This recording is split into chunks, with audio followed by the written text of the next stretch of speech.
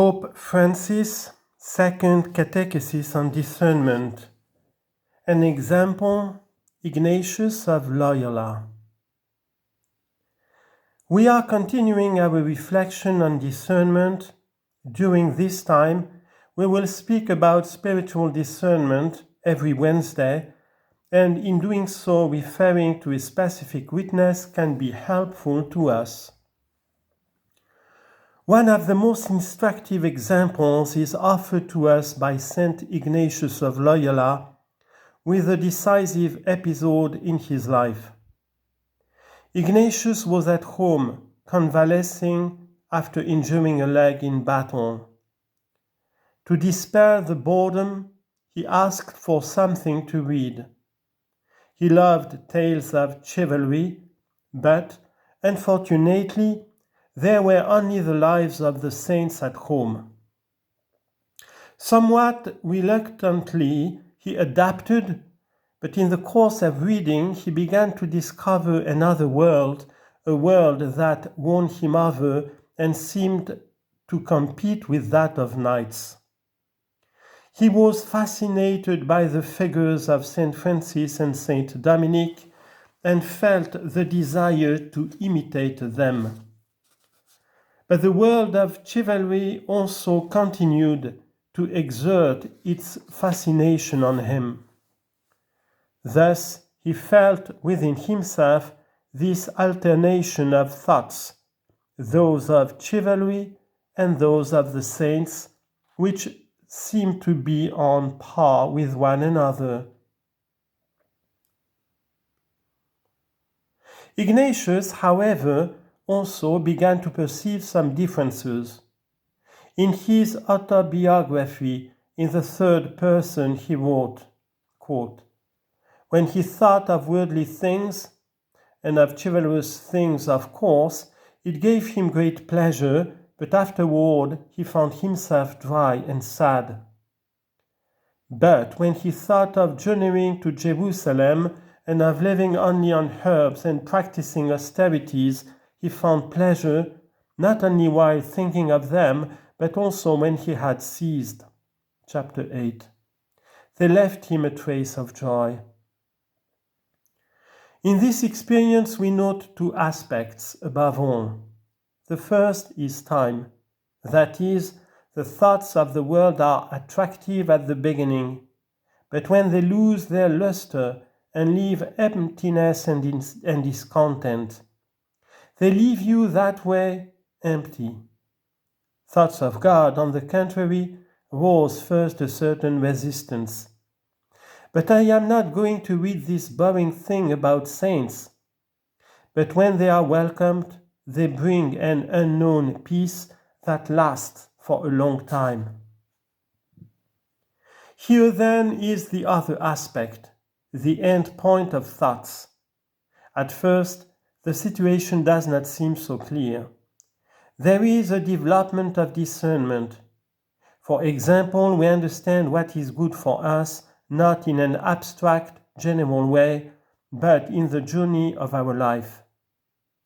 In the rules for discernment, the fruit of this fundamental experience, Ignatius laid down an important premise which helps to understand this process. In the persons who go from mortal sin to mortal sin, the enemy is commonly used to propose to them apparent pleasures, to reassure them that everything is fine,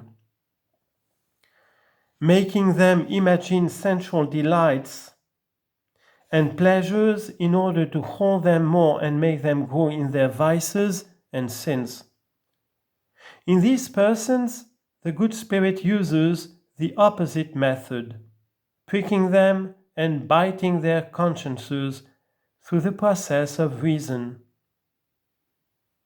But this will not do.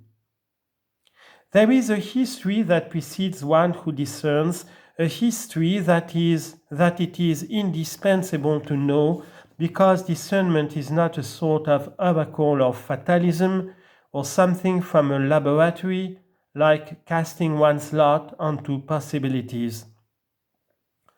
The great questions arise when we have already traveled a stretch of the road in life, and it is to that journey that we must return in order to understand what we are looking for.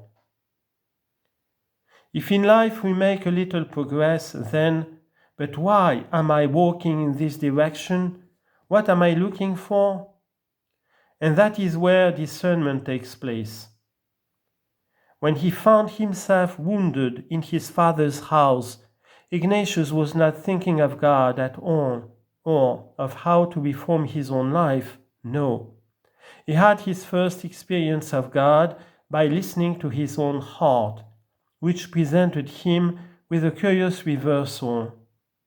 Things that were attractive at first sight left him disillusioned, whereas in others, less dazzling, he perceived lasting peace.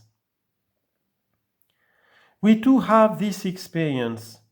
Very often, we begin to think about something and we stay there. And then we end up disappointed. Instead, when we carry out a work of charity, do something good and feel something of happiness, a good thought comes to us, and happiness comes to us, something of joy. It is an experience that is entirely our own. He, Ignatius, had his first experience of God by listening to his own heart that showed him a curious reversal. This is what we must learn, to listen to our own heart, to know what is happening, what decision to make. To make a judgment on a situation, one must listen to one's own heart. We listen to the television, the radio, the mobile phone. We are experts at listening. But I ask you, do you know how to listen to your heart? Do you stop to ask, but how is my heart? Is it satisfied? Is it sad? Is it searching for something? In order to make good decisions, one must listen to one's own heart. This is why Ignatius would go on to suggest reading the lives of the saints, because they show God's style in the lives of people who are not very different from us, in a narrative and comprehensible way. Because saints were made of flesh and blood like us, their actions speak to ours and they help us understand their meaning. In that famous episode of the two feelings that Ignatius had, one when he read about knights and the other when he read about the lives of saints, we can recognize another important aspect of discernment, which we already mentioned last time. There is an apparent randomness in life's events. Everything seems to arise from a banal setback. There were no books about knights, only about the lives of saints, a setback that nonetheless held a possible turning point. Only after some time would Ignatius realize this, at which point he would devote all his attention to it. Listen carefully. God works through unplannable events that happen by chance, but by chance this happened to me, and by chance I met this person, by chance I saw this film. It was not planned, but God works through unplannable events and also through setbacks. But I was supposed to go for a walk and I had a problem with my foot. I can't. Setback. What is God saying to you? What is life telling you there? We have also seen this in a passage from the Gospel of Matthew. A man plowing a field accidentally comes across a buried treasure. A totally unexpected situation. But what is important is that he recognizes it as the lucky break of his life and decides accordingly. He sells everything and buys that field. I will give you a piece of advice. Beware of the unexpected. He who says, "But I was not expecting this," is it life speaking to you? Is it the Lord speaking to you? Or is it the devil? Someone. But there is something to discern: how I react when faced with the unexpected. But I was quiet at home and boom, my mother-in-law arrives. And how do you react to your mother-in-law? Is it love or something else inside? And you must discern. I was working well in the office, and a companion comes along to tell me he needs money. How do you react? Seeing what happens when we experience things we were not expecting, and learning to know our heart as it moves.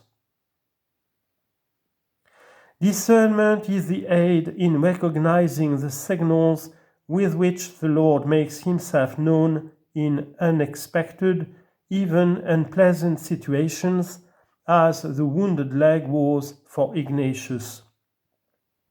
A life-changing encounter can arise from them forever, as in the case of Ignatius. Something can arise that makes you better along the way, or worse, I don't know, but being attentive, the most beautiful narrative thread comes from the unexpected. How do I act in view of this? May the Lord help us listen to our hearts and see when it is He who acts and when it is not, and it is something else.